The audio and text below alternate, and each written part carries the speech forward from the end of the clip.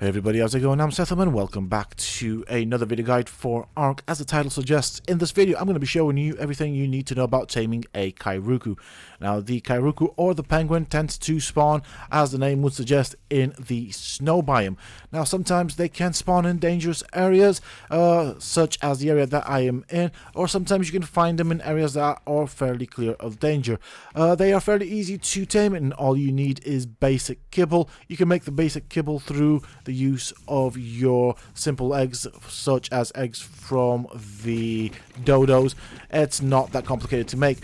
Now, the area that I am in tends to have a lot of dangerous creatures around. However, I have gone around and done a bit of a scout flyby and killed off anything that was potentially dangerous. So that means it kind of leaves me open to pick and choose whatever Kairuku I want.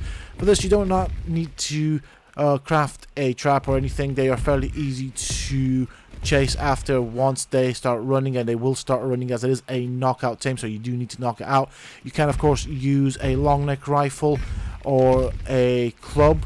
I do not recommend using a crossbow and trank arrows because they do far too much damage. If you're going to use something long range, then I recommend using a simple long neck rifle with the trank darts.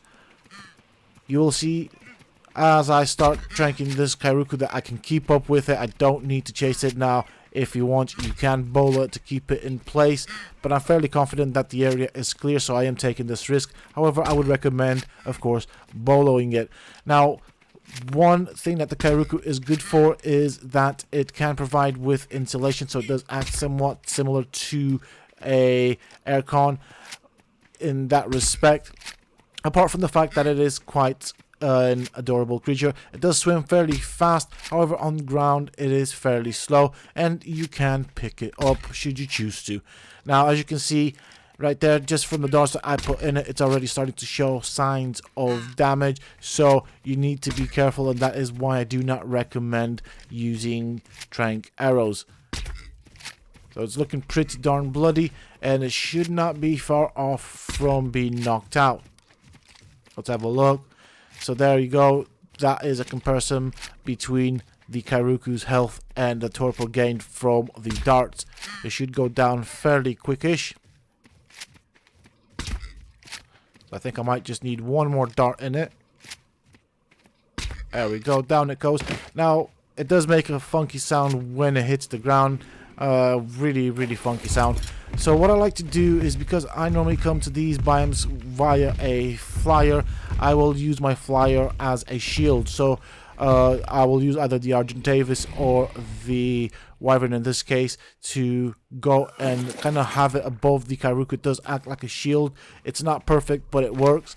And the Kairuku tends to tame fairly quick. Now, you can use the kibble if you have it. If you don't, you can use prime meat. It works just as fine, and it should tame fairly quick as well. So I'll just wait and guard it. So after it has eaten its needed kibble or food, it will be tamed, and there you go. You have your very own Kairuku. You can breed these. You can, of course, go around the snow biome and you can kill them and harvest them. They do provide meat, hide, and most importantly, organic polymer, which is a very useful resource in Ark.